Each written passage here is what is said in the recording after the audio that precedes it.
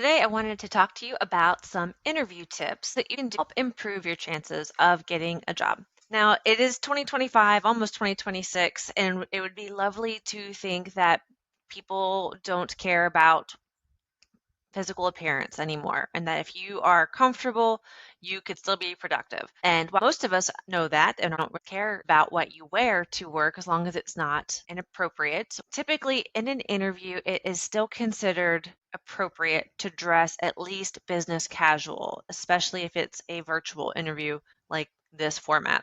I would not wear this for an interview. If you are going in person, it's better to err on the side of being a little bit more professional. But if you're doing it from home, something where, at least from the top half, doesn't matter what you're wearing on the bottom as long as you don't stand up, but from the top half, wearing an appropriate work shirt and having your hair groomed nicely.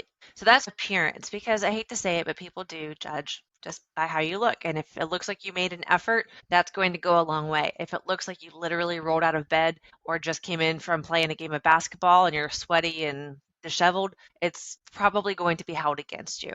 As far as your background, if you have a space where you have a cluttered background, you might want to use a fake background or blur the background so that it hides a little bit of your day to day. Now, again, after COVID, most people assume that working from home, you're going to be in a home environment, which might be a little bit more lived in than an office environment.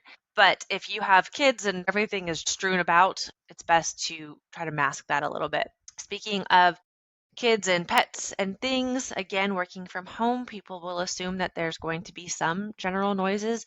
But if you can, for your interview, wear a headset, wear a microphone, something that can help drown out the background noises so that they're not picking up everything that's happening around you and so that you are able to focus more on your conversation. I probably shouldn't have to mention this, but I will. If you can, try to put yourself in a space where you won't be interrupted. If they pop up or if you have a cat that jumps up on your desk, that's probably okay if you can move them or gently nudge them away. But if you have somebody who is barking and they're coming up and trying to get your attention, or if you have a small child who is coming up to you for a snack or needing something, if you can, for that 30 minutes to an hour, have somebody who is able to watch them. If you can go into a separate room, if you're able to go into a space where hopefully you can be uninterrupted, that will also help you out in that interview process. Being that it's almost 2026 and we've gone through COVID and people working from home, you might be of the mindset that if a company is going to reject me because I wore something more comfortable, or if they're going to